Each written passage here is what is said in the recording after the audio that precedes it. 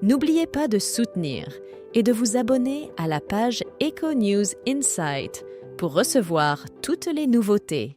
L'affaire concernant une célébrité a pris un nouveau tournant suite à la découverte et à la saisie importante d'armes et de munitions à son domicile.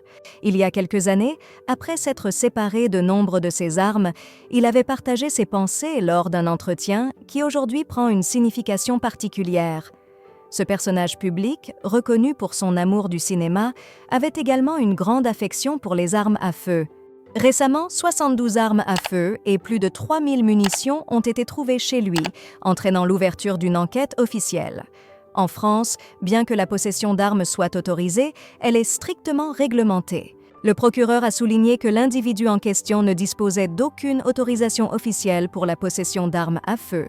Face à la possibilité de poursuites judiciaires, la question de sa capacité à être jugé est soulevée.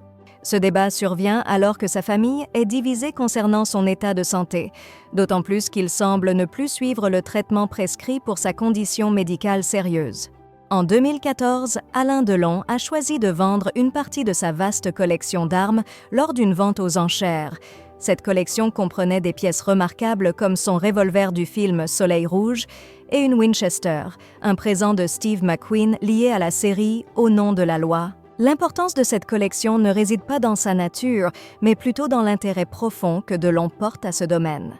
Maître Arnaud Cornette de Saint-Cyr avait mis en avant que la constitution de cette collection par l'acteur reflétait une rigueur et une passion équivalentes à celles qu'il a pour ses autres collections, comme les tableaux, sculptures, dessins, montres ou encore les vins. Alain Delon lui-même avait partagé les raisons de cette cession, soulignant l'attachement personnel et la passion qui l'ont guidé dans la constitution de cette collection unique. Alain Delon a partagé son choix de ne pas transmettre d'armes à ses descendants, préférant leur léguer une valeur financière. L'acteur, qui a alors 98 ans, a exprimé dans un entretien avec Le Figaro sa volonté de simplifier son héritage. Il a souligné sa pratique de se défaire complètement des objets une fois la décision de vente prise, mentionnant avoir vendu des montres, du vin et des œuvres d'art, tout en conservant une préférence pour les périodes artistiques du XVIe et XIXe siècle, notamment les œuvres de Géricault et Millet, ainsi que ses collections impressionnistes et post-impressionnistes. Delon a aussi exprimé un désir de ne pas avoir de vente de ses biens après son décès, contrairement à d'autres, soulignant une gestion personnelle et réfléchie de son patrimoine et de son héritage.